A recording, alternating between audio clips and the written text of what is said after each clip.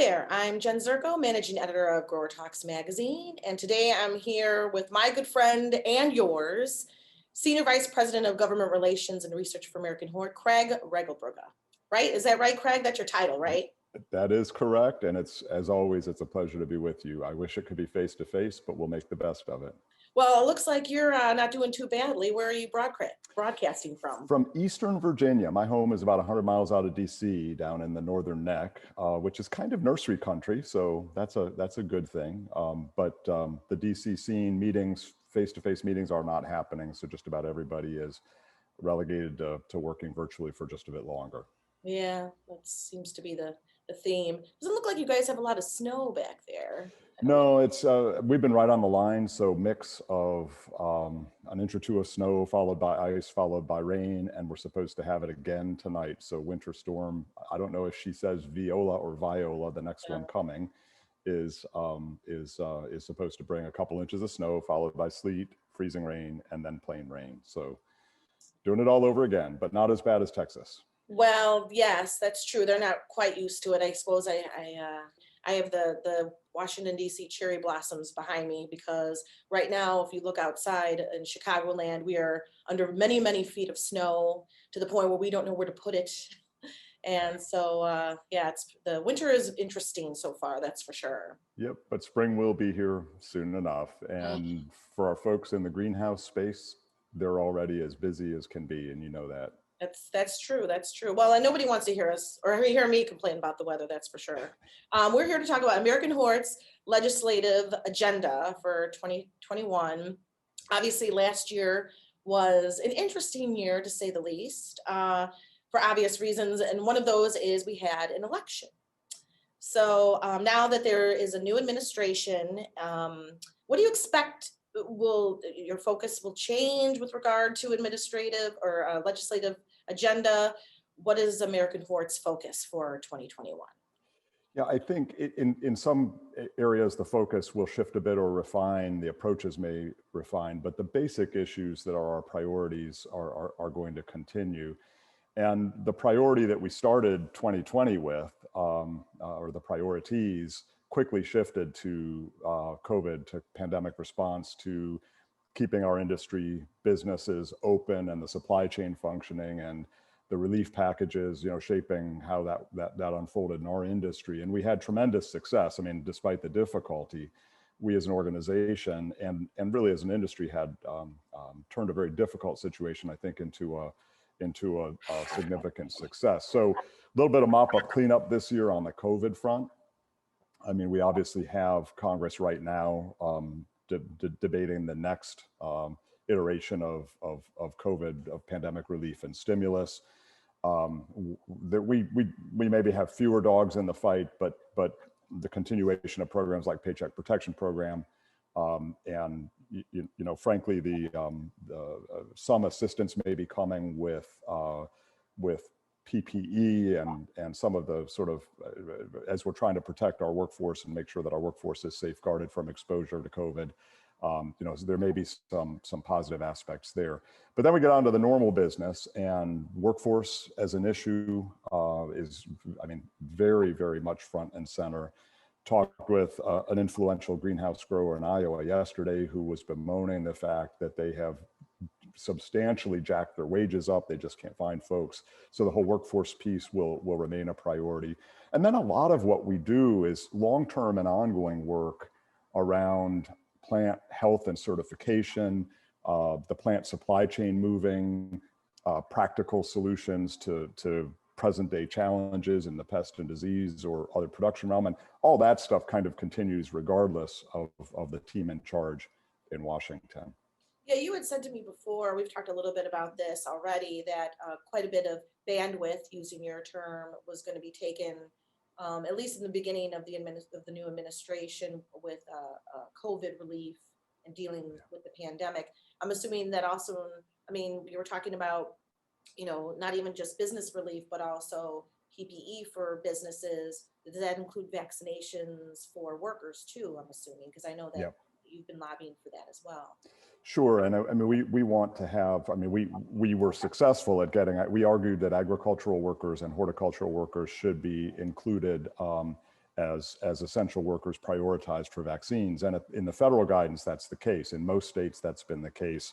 There are a handful of states that didn't go there, but this is, the environment we're working in. There's federal guidance, but the states ultimately make the calls. But as a general matter, our industry workforce is being embraced from a pretty close to the front of the line standpoint for vaccines.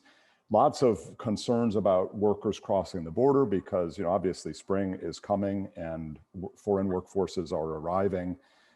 So, we've been spending a lot of time working with the key agencies involved to make sure our workers are going to be able to cross timely and safely.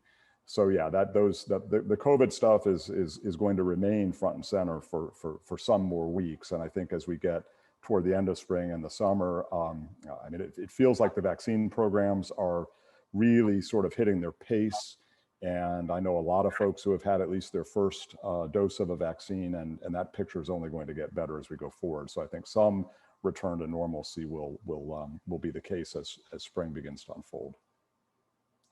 So is there a frustration when there's a change with administration? I guess frustration is not the right word, but do you feel you have to start over again? Even if the administration, such as this one, shows to be more supportive of policies like immigration reform, for instance? Yeah, and frustration is maybe too strong a word, but there's just a lot of work that goes along with the change. And that's true not only of administrations, but it's true of every 2 years when we have a congressional election.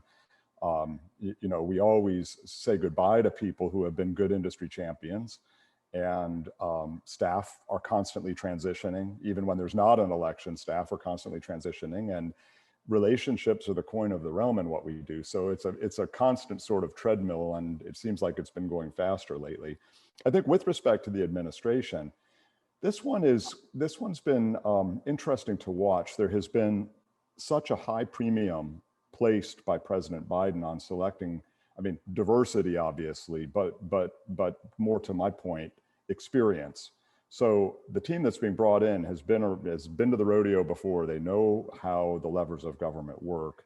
And so the transition time is proving, I think, in many ways to be much smoother. And so, when we talk about urgent national needs that are not partisan, like the vaccine rollout, I think having an experienced team allows for the transition to be so much smoother. We're going to have some friends. We're going to have to make some friends. We're going to have some battles, and we're going to be taking to the ramparts on a few issues probably before this is all over. But there's something to be said for the fact that we've got a good experienced team coming into place. Well, that's a good segue to the cabinet positions, actually, that I want to talk to you about, because there are some people that served in previous administrations that President Biden has actually nominated to be in some of these cabinet positions. Indeed. One of them being Tom Vilsack for Secretary of Ag, who was Secretary of Ag in the Obama administration. So do you expect any changes there, or what are your expectations for that department? I think that with Vilsack, it'll be a pretty low drama transition. And obviously he did do a stint of 8 years. When he was here before, he was a little bit more attuned than most prior secretaries to the labor needs and the labor situation around agriculture. Now, Sonny Perdue was as well, although Sonny Perdue, I think it's fair to say, was more focused on wanting to see improvements to H2A. And Vilsack may be a little bit more naturally inclined to be focusing on the current workforce issues. So in both cases, we have to remind them that this is a multifaceted challenge. But I think that generally speaking, it'll be a low drama transition. I do think Vilsack, he was widely criticized when first picked for the department's record, including under his watch on civil rights and on serving minority or underserved farmers. And so I think you'll see an effort to sort of make right on what are viewed as past shortcomings. And I also believe that climate change, for several of the key departments and agencies, adapting and responding to climate change is going to be a big deal. And I think USDA will be among those. Well, and I think Mr. Vilsack kind of heard those rumblings, because I know right before Christmas, he met with a coalition of Black farmers And actually, I think I read this week that they're looking at more, relief and aid and more incentives for Black farmers. So yeah. So I think we'll see, we'll see some of that going on, and also, like I said, climate change. I think we're going to see a significant focus. Exactly what form it takes, time will tell, and we'll be working obviously to shape that. there's two cabinet members that we don't really know as well. Michael Regan is the administrator of the Environmental Protection Agency. You mentioned diversity in the administration. I believe he's the first African-American person to hold this position. And Marty Walsh is Secretary of Labor, who's the former mayor of Boston. Give me a little, your thoughts on the two of them. Yeah, I'd like to do that, and then I'd like to add one more that I think is worth an honorable mention before we move on. So, in the case of Michael Regan, he was the top environmental official in the state of North Carolina, and we had heard from our industry early on that they had found Regan to be fair and approachable to work with, that he listened to stakeholders from all perspectives. And it's interesting, in his confirmation hearing, the North Carolina senators, both of whom are Republicans, said positive things about him, which I think reinforced that. So we're cautiously optimistic that we'll at least sort of get a hearing. I think, again, in his areas of focus, I think climate change will be significant. Environmental justice related issues will be significant. We'll have concerns, obviously, about the regulation and the availability of key crop protection tools. We have some of those battles going on at any point in any administration, and that's going to continue. It's important that our growers, producers, and landscape managers have access to the tools that they need to sustainably produce plants and manage landscapes. So there's that. On Marty Walsh, I mean, similarly, on a positive note, we feel like we'll be able to at least have a chance to make our case and tell our story. He's exceedingly close to the organized labor movement. We don't necessarily share much in common with the organized labor movement from a worldview standpoint, but again, kind of a collaborative, to some degree, consensus building approach in his past. And, DOL has a significant role to play in the foreign worker programs that are important in our industry. And it's kind of worth noting, for the H-2B program, which provides substantial seasonal surge labor, if you will, in the landscape sector, Boston is very close to Cape Cod. Cape Cod lives or dies based on its seasonal summer resorts, and the H-2B program has been exceptionally important. We have reason to believe that Mr. Walsh is acutely aware of that.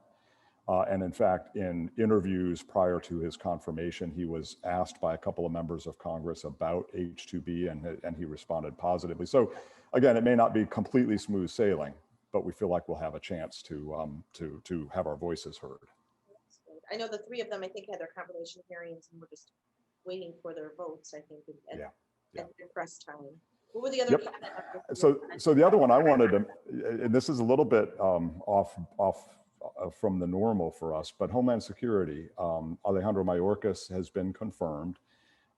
We supported his confirmation actively. There were several, I want to say at least six or seven Republicans who joined with the Democrats in supporting his confirmation.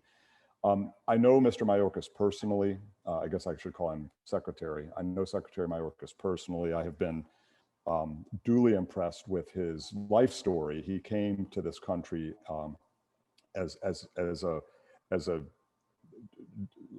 a Cuban Jewish refugee, and so he's Latino. He's the first refugee to serve, a first immigrant, frankly, to serve as Secretary of Homeland Security. So interesting perspective, interesting life story. But we worked pretty closely with him in the final years of the Obama administration, and so again, I think he's coming into a department which it's been pretty chaotic. I mean, the revolving door of leadership. It's been like basically 2 years since we've had a confirmed Secretary of Homeland Security. And it seemed through the last 4 years that about every time I went to change and wash my bed linens, we had a new Secretary of Homeland Security, whether permanent or acting. So it's just been a revolving door. And frankly, the department its mission was largely hijacked and siloed toward sort of an anti-immigrant direction, which in my humble opinion, gave short shrift to many of the other sort of really important areas that the Department of Homeland Security is engaged in. I mean, the result, we've seen this major breach by the Russians of our government computer systems. I mean, there's just, you can't have that department siloed and just overwhelmingly focused on one aspect of its mission. It has a very broad and complicated mission. So Mayorkas has his hands full, but we think he's got the capability. Well, you talked about experience. I mean, he was deputy of Homeland Security in previous administration for Trump administration. And then I don't think a lot of people realize how interconnected the Department of Homeland Security is to immigration and the seasonal workforce. Yep, absolutely. I mean, they're responsible for the visa petitioning. They're responsible for enforcement policy and the exercise of discretion on how priorities are set. Yeah, so and frankly, from a pest and disease standpoint, Customs and Border Protection is the first line of defense with respect to regulating trade and travel that might bring invasive pests here. So really broad and relevant mission for us. Hopefully the other cabinet members get confirmed very soon. Yeah, I actually listened to an interview with Secretary of State Tony Blinken last night on the PBS NewsHour, and I don't know him much at all other than what I've read, but very impressive. Good. So kind of going back a little bit to the election, I know that American Hort has a political action committee that supports candidates from both parties. Were a lot of them reelected? How did everything go?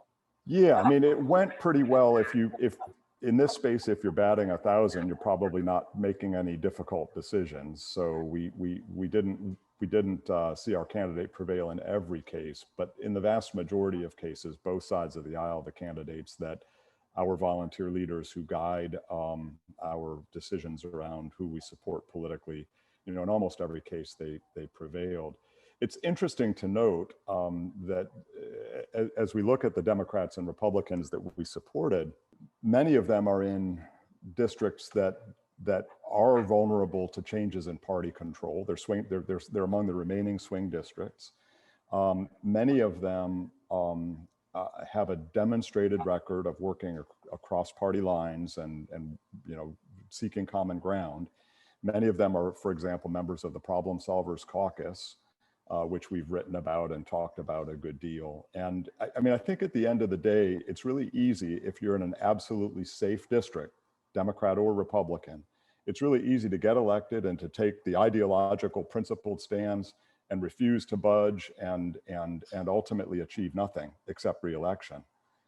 That's pretty easy to do, but the hard work is when you've got your policy preferences, you've got what you stand for, but you recognize that to move the nation forward and to solve problems is going to take listening and understanding, and it's going to take working across the aisle. So just quickly, I'll say some of the folks who lost, it was interesting. They were the Democrats that are coming from some of the more rural districts. Colin Peterson would be an example. Congresswoman Torres Small in southern New Mexico would be another example. These were, good friends that we could work with on many of our issues, but they were in more rural districts that swung the other way. I think for the Democrats, there's going to be a lot of soul searching about how they manage to reconnect with rural America and with working class voters. The Republicans have their own soul searching to do, to be clear. I mean, both parties, I think ought to take a time out and do some soul searching. But those were the folks who went down. On the other hand, some we supported, both sides of the aisle in tough races, prevailed. One that we've talked about before that I think is a rising star is Abigail Spanberger from Virginia's 7th Congressional District. It's very much a swing district. She was reelected to her second term. But early on when Spanberger was elected, we were approached by the office and they said, hey, we just realized that your industry is our #1 ag sector. And we want to understand you better. We want to understand your issues. So we immediately mobilized. We spent time with the staff, walked them through our priorities. We got the Congresswoman out to Battlefield Farms in the Culpeper, Virginia area, walked the facility with Anthony Van Hoven and Julie Zeilmaker, who's the HR person there. And then we spent an hour and 15 minutes talking about our issues in their conference room. And that relationship has been strong ever since. And she's a subcommittee chair on the Ag Committee. And I think she's going to be a real ally and a real asset to us. So again, we nonpartisan, but it's looking for people who can align with and connect with and be willing to try to help move our key priorities forward. Yeah, I've spoken with the Congresswoman a couple of times. She seems really keen on educating herself about our industry and supporting our policies. So it's been, Yeah, what's not to love about that? It's people like that. And again, reaffirming both sides of the aisle. There were a couple seats that flipped that somebody's coming back that's going to be a really good friend of ours. David Valadao in California would be an example in the Central Valley. He lost a tough reelect 2 years ago and but won this time. And I just talked to his chief of staff the other day. We're thrilled that they're back, and we'll be working on our ag labor priorities and other issues as we go forward. right.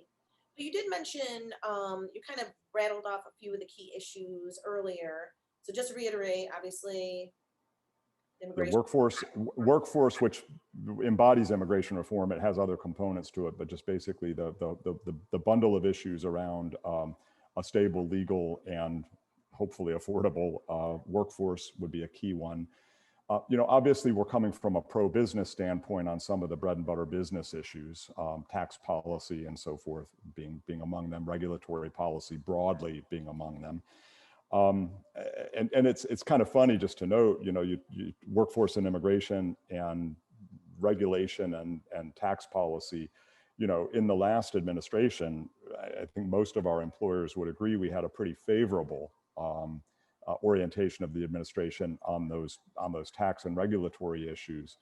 But on the immigration stuff, it was like the world's upside down because, we had key advisors in the last administration that took a very populist, hostile stance against foreign workers and immigrants that make up a huge portion of our workforce. So reconciling those things, I think that things have kind of gone upside down the other way now, right? So we're probably going to have some battles to fight on tax policy and regulation, and we'll be in a little bit of a better position on some aspects of our workforce issues. But then a lot of what we do is not as dependent on the administration or the Congress. I mean, it's kind of got a regulatory component, but we've been doing a lot of work in recent years on modernizing plant certification programs and improving the supply chain. Obviously the greenhouse grown, the offshore greenhouse certification program that expedites the young plants, the cuttings that are coming in by the billions now. We're north of 2 billion of them. That was a really exciting program to work on. And then in any time and space, there are quarantine pest and invasive species challenges and research priorities and so forth. Well, that kind of talking about our legislative priorities kind of goes into the last thing I wanted to talk about, which is what's going on next week. Yep. AmericanHort's congressional kickoff event, which is the first one you've ever done, right? Yep, I think we've all gotten so used to virtual, or maybe we're tired of it too, but we've all gotten so used to it. And given the fact that we're in this new administration and a new Congress with opportunities and probably a few threats, we just figured it's a good opportunity before the peak of the season bears down to get folks oriented on some of our key issues. And so it's a 2-day event, 24th and 25th. It is very limited time frame, 1 to 3:30 Eastern time each day. So folks don't have to take 2 days. They can just take an hour or 2 hours out of each day. And we'll be focusing mostly on labor priorities on the first day and on tax-related policy on the second day, but also a special presentation by the chief economist at the National Association of Home Builders, who's going to talk about marketplace dynamics and trends in the housing market, which is obviously a big driver for how our products are consumed. So we're real excited about that. We just yesterday confirmed Congresswoman Zoe Lofgren, who chairs the House Immigration Subcommittee. So she is the person who kind of sits over the committee that's responsible for immigration legislation. And she was a strong supporter and really the quarterback for the Farm Workforce Modernization Act that passed in the House last Congress. So we're thrilled that she's prioritized our industry to talk to us, and she'll be joining us. Again, that's on the 24th. Okay. So yeah, it's going to be exciting. So anyone can sign up, or? Anyone can sign up. It's free to American Hort members. If you're a non-member, there's a modest charge, obviously worth the price of admission, but certainly for members, it's free, and y'all come and everyone's welcome.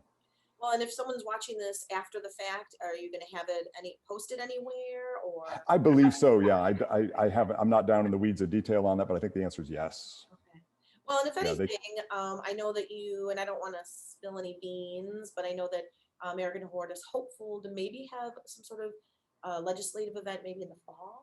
Is it Yeah, just- we're looking ahead towards September, which is our typical time frame. The dates we're looking at are the 20th through the 22nd. We're hopeful to be able to have sort of a more traditional face-to-face legislative conference. We call it Impact Washington. And I mean, you know personally, because you're typically with us, how what a tremendous experience they are. Great. And so we're hoping by then that enough of us will have been shot twice, so to speak, in the arm, preferably, Yes. and that we'll be in a good space to reconvene. I think everybody's anxious for an opportunity to be face to face again. For sure. So I think that's it, Craig. Is there anything else that we have not covered? I think we've covered almost everything. I just, next time we'll do it over a glass of red wine, but in the meantime, yeah, we really appreciate the partnership that we have long enjoyed with you all. And